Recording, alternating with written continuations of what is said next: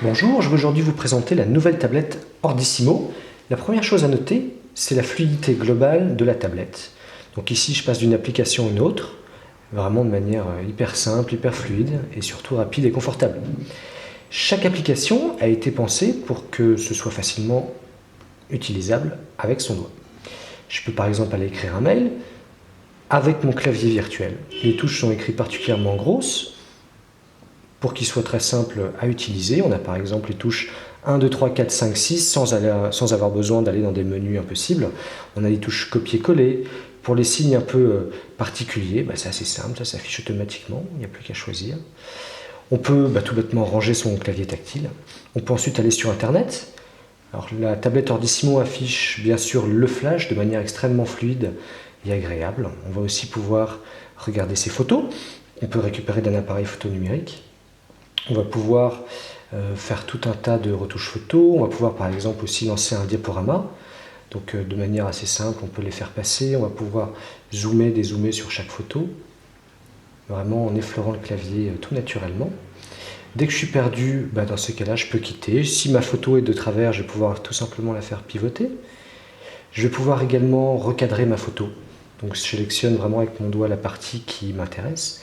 Automatiquement, la photo est sauvegardée. La gestion des documents également est très naturelle.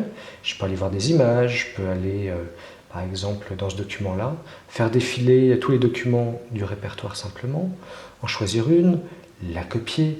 Je vais aller dans un autre document, je vais pouvoir la coller également. Donc c'est vraiment le plus simple possible à utiliser avec son doigt. Ensuite, la tablette en elle-même a été conçue pour être ouverte. Vous avez des ports USB sur le côté pour brancher un appareil photo numérique, pour brancher une imprimante, pour brancher également son casque audio. On va pouvoir également bouger la tablette. Vous remarquerez que ça ne bascule pas pour ne pas gêner l'utilisateur. Pour basculer en mode portrait, on a mis un petit bouton qui automatiquement retaille l'Ordissimo pour être utilisable directement en mode portrait. Donc quand vous allez sur Internet, c'est quand même beaucoup plus agréable. Les photos, les documents, et vous pouvez vraiment bouger la photo, votre tablette, vraiment de manière très très simple en mode portrait.